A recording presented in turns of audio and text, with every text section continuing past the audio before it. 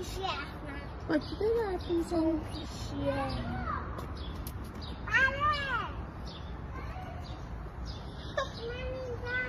بالای پنجره بیای. آره.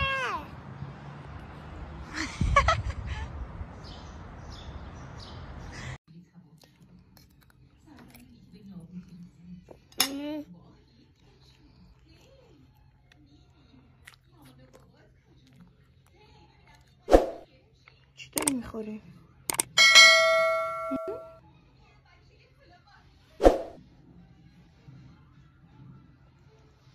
چی داری میخوری الان؟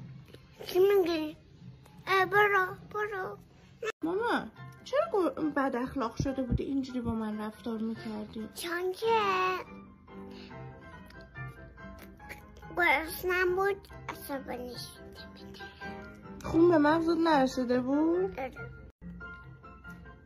الان خوب شدی؟ غذا خوردی؟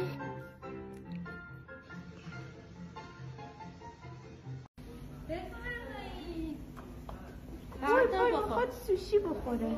از اینجا آدم زد سالمون. چطوری؟ نه اون سالمون نیست، یه کلم. فشار بده قشنگ اینجوری فشارش بده. خب بذار دهنه. گفتی ماما؟ چرا هی پیجاتو میبینی این چیزا؟ پیج چیه؟ میخوام نبینی پیجاتو. میخوای نبینم؟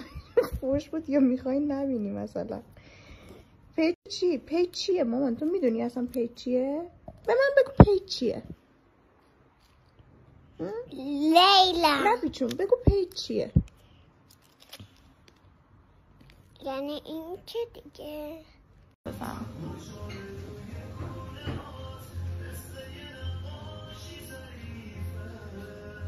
خب مامان جان دیگه هومشو که نزن که.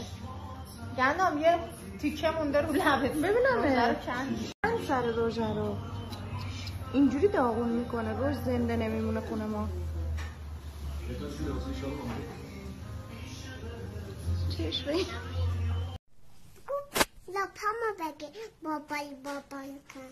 آها اگه بخوام باپالی کنم باید لپاتو بگیرم. باپالی